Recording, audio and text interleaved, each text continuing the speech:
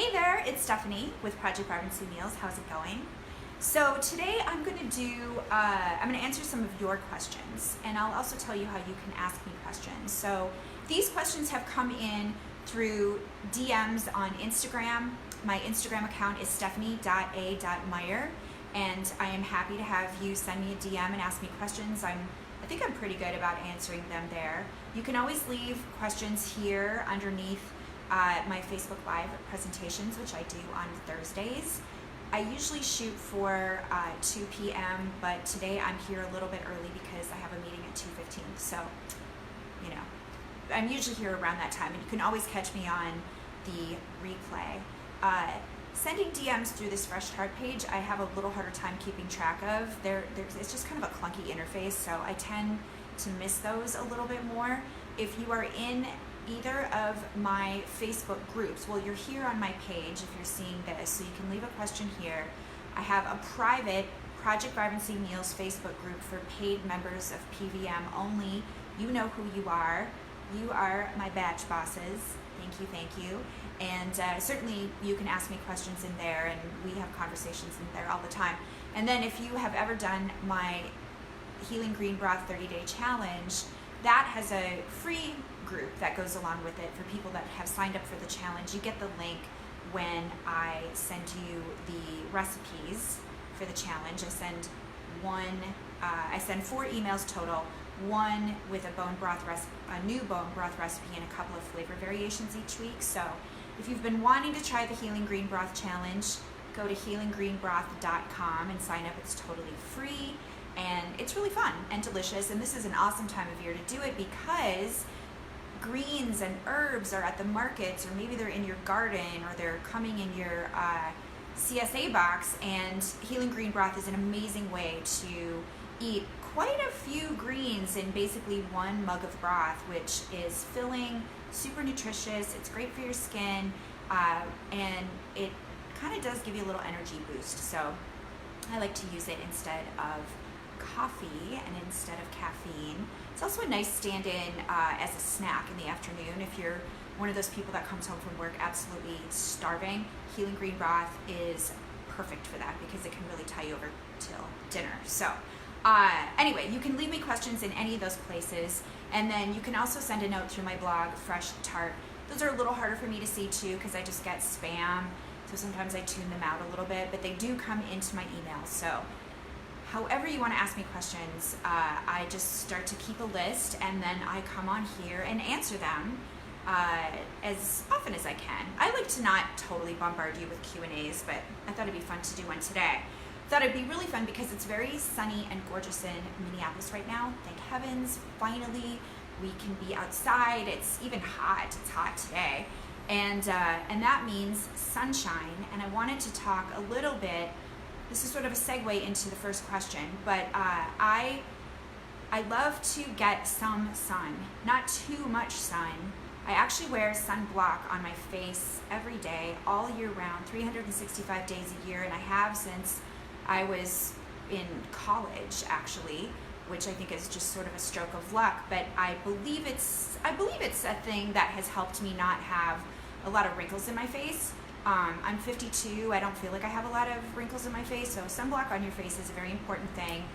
Pick one that is a zinc-based, non-toxic sunblock, because there's some really nasty oxybenzone sunblocks out there, and I'm actually really allergic to that stuff. I hate the way it smells. I can smell it on people and children, as I'm like out and about exercising, and I always think, oh, I wish I could grab you and ask you to change the sunblock that you're using. Beauty Counter, I don't sell it. I have nothing to do with it. I have several friends that do sell it. Is an amazing brand, and I would highly recommend that. I use SkinCeuticals on my face. It's a mineral-based sunblock, and then I just use plain old zinc oxide from the co-op on my body. So I tend not to use a lot of sunblock on my body, though. I tend to use clothing, and then lack of clothing when I am trying to get I go for like 15 to 30 minutes of sun a day. I'm doing it for vitamin D production. My vitamin D is low, very common in people who have autoimmune disease, by the way. It's a simple blood draw. Insurance covers it. I recommend checking your vitamin D often. It varies depending on your sun exposure, but even when I'm in the sun, I'm still supplementing with vitamin D because I still tend to come in on the low end of the range, even when I'm trying to be out in the sun. So just being in the sun is not a guarantee that you're making enough vitamin D. So just get a blood draw. It's the best way to know. You don't want to take too much of it. So I'm supplement in the 5,000 IU kind of range, and I bump that up sort of every other day or every 3 days throughout the winter. And I have never shot too high on vitamin D. So that doesn't mean you wouldn't. I recommend that everyone just has a blood draw and monitor it throughout the year. But I didn't used to be able to sit in the sun. This is how I'm going into my first question. The first question is about inflammation. I talk a lot about inflammation. I talk about signs of inflammation, and the question was, what are common signs of inflammation? What should I be looking for? Because I talk a lot about Project Vibrancy meals, the meal plans that I developed and that I sell, because they're based completely on whole, real food that I think of as anti-inflammatory food. And that means that it's grain-free, gluten-free, and potentially free of other allergens. It's very customizable because it's very individual. So it depends. Eggs might be an amazing food for you. They're an inflammatory food for me. And the only reason I know that is because I've so carefully done an elimination diet. I used the autoimmune protocol and then reintroduced the foods that AIP removes, and really was able to nail down the foods that were causing a lot of inflammation for me. The signs for me, and I think these are pretty common, and I'll list others too so you can figure them out for yourself, but for me, one was skin rash when I was in the sun. I could not be in the sun. I was incredibly sun sensitive, and it was really weird. I never was as a really little kid, but it had just gotten worse. Started in high school, continued in college.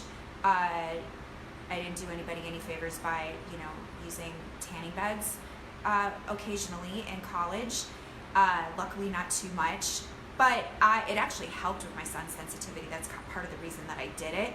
If I have a little bit of a tan, then I'm fine, but it's just those first sun exposures without any tan, and sunblock is not adequate.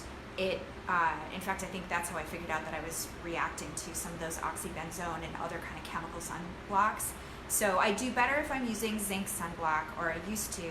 Now, I don't have issues with sun sensitivity anymore since I stopped eating gluten in 2010. It was such a dramatic difference that,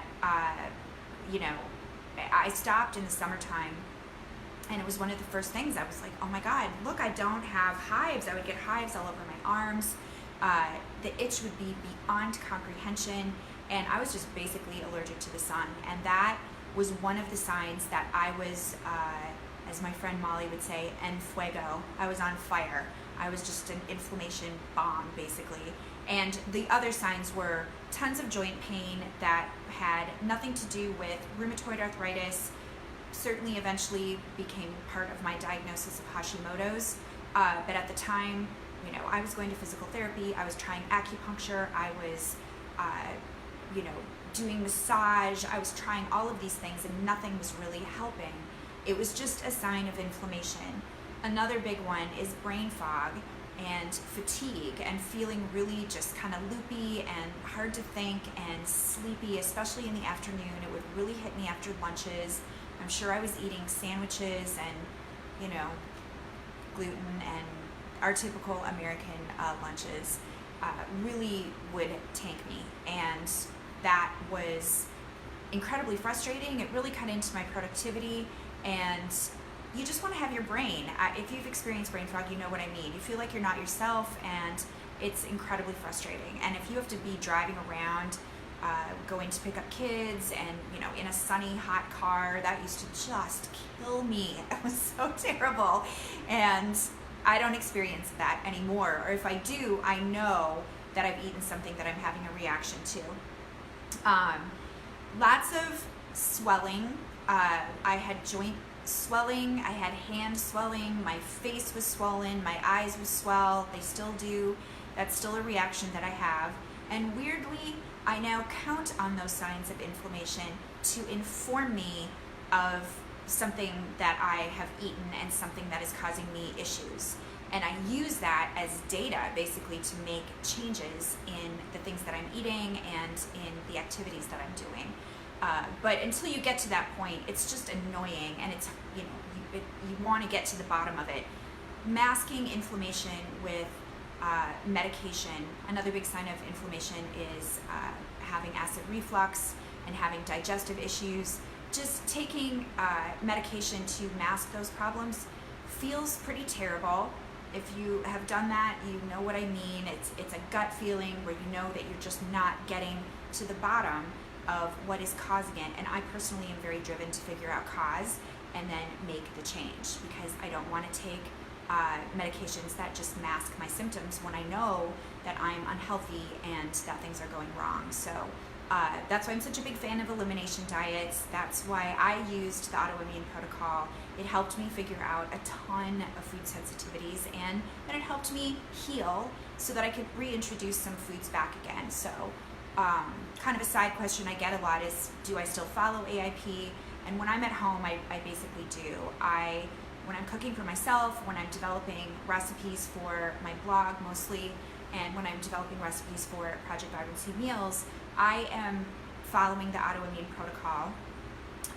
But when I'm out in the wild, that's what I call it, when I'm out in the wild and I'm with my friends and I'm eating in restaurants or I'm traveling, then I can make the occasional exception without completely tanking myself, because I know that it's a reaction that builds up over exposures. So I can go out and have some eggs and I'm fine. But if I eat eggs every day, I will slowly start to feel symptoms of inflammation come on. It's just a food that my body doesn't love, even though they're incredibly nutritious. If you can eat eggs, I would go for it. I wish that I could eat them more often. They're cheap, they're yummy, they're loaded with nutrients, but I do have an inflammatory reaction to them, so I mitigate them. Alcohol and caffeine are drugs, basically, and it helps to think of them that way. They are drugs that I tend to have reactions to, and so I just am very careful. I don't have caffeine on a daily basis, or pretty much ever anymore.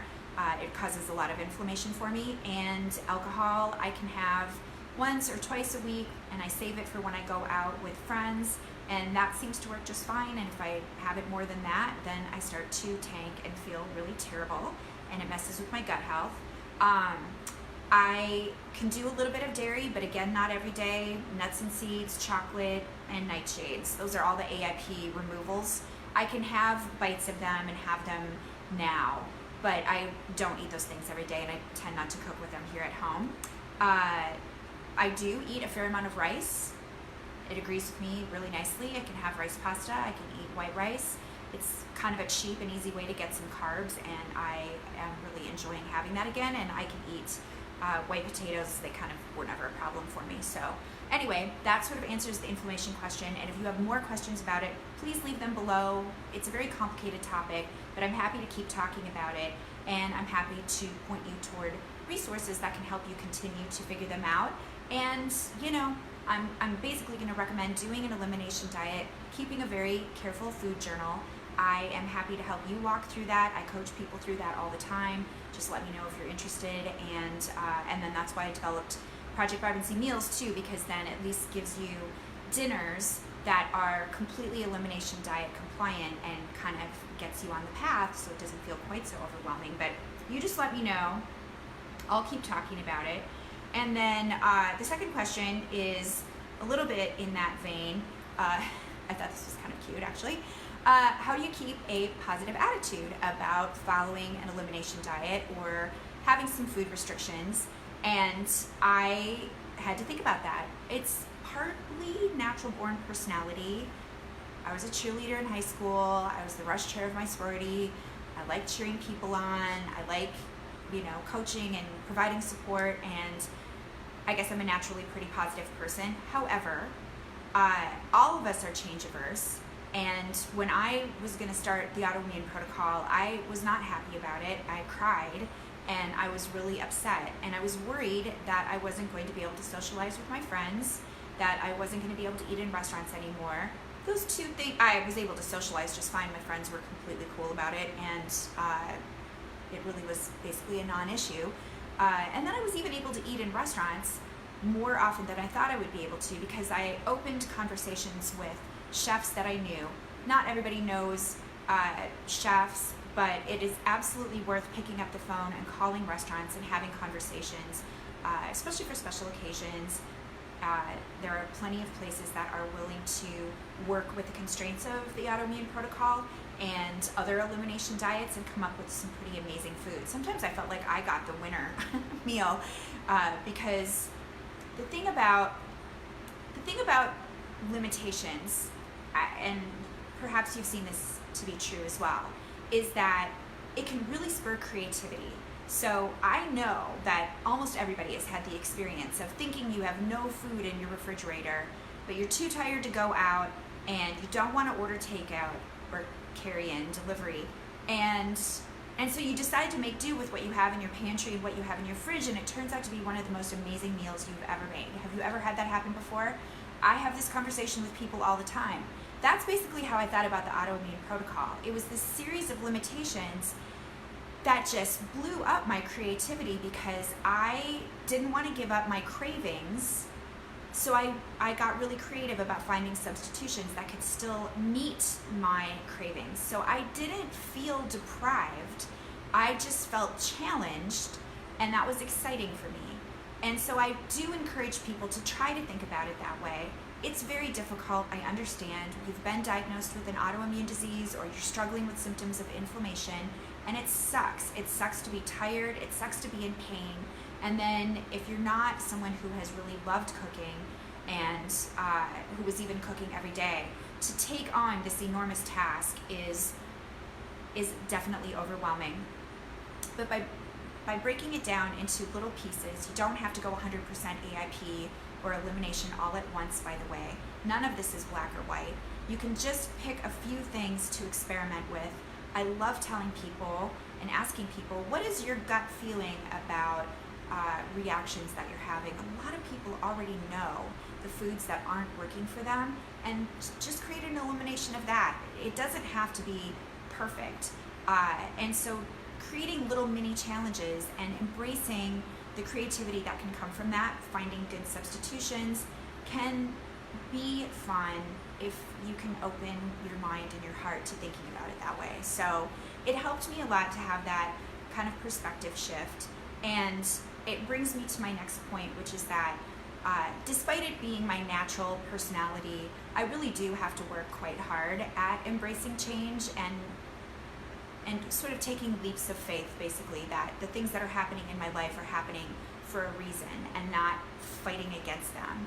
And my best tip for doing that is to set aside a little bit of time every day. I just take some time every morning and create a habit, basically, create a system for getting your mind right. And systems, I think a lot about systems. It's the reason that I created Project Vibrancy Meals, because I was blogging for years, but I kept having people come to me and say, that's great, that's one dinner, but I would love to have more. I would love it if I could just plug into a system. And even before that, I was thinking about systems, because it really is the only way to create lasting habit change. And I wanted to eliminate these signs of inflammation. I wanted to feel better and not keep struggling with Hashimoto's and keep struggling with the pain and fatigue and other irritating symptoms that I was having. I wanted to feel healthy.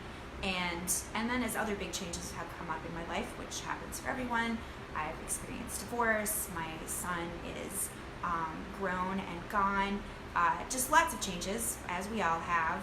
And taking a little bit of time every day to look at that change and figure out a way that I could look at it in a positive way has been pretty much a game changer for me, and it really only takes me 10 to 15 minutes a day. It's just doing it consistently is the key. So that's one little tip that I can share with you. But I share lots of others with my coaching clients. We talk about habit change and talk about systems and talk about working through mindset and flipping the script basically on not fighting against the changes that show up in your life, including autoimmune disease, even though that's a very hard change to accept. So with that, I'll stop there. Then the third question was, how have I decided how many carbohydrates to eat a day? I've sort of alluded to this a little bit.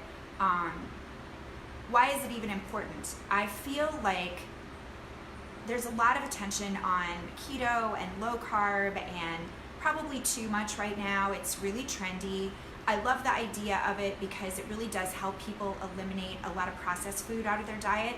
It's pretty hard to eat low carb and be existing off of packaged food. You could do it if you wanted to. I wouldn't suggest it. I think packaged food is a huge source of inflammation, even if it's made with healthy ingredients. Hyper-processed food makes me feel like crap, and I know it makes me gain weight, and it's true for everybody else too. And as much as we all love snacks and we love quick things to grab, eliminating those foods from my diet and eliminating them from your diet to the best of your ability is a great way to lower inflammation. And if you're following a lower carb kind of template, it gives you a reason, it gives you a system, right? It gives you a built-in habit and system for eliminating those foods. So I love it for that reason. However, as a woman, it's hard to do hardcore keto, meaning less than 30 grams of carbohydrates a day. There are many women who do it beautifully. They feel awesome. Then if that's true for you, then you keep doing that.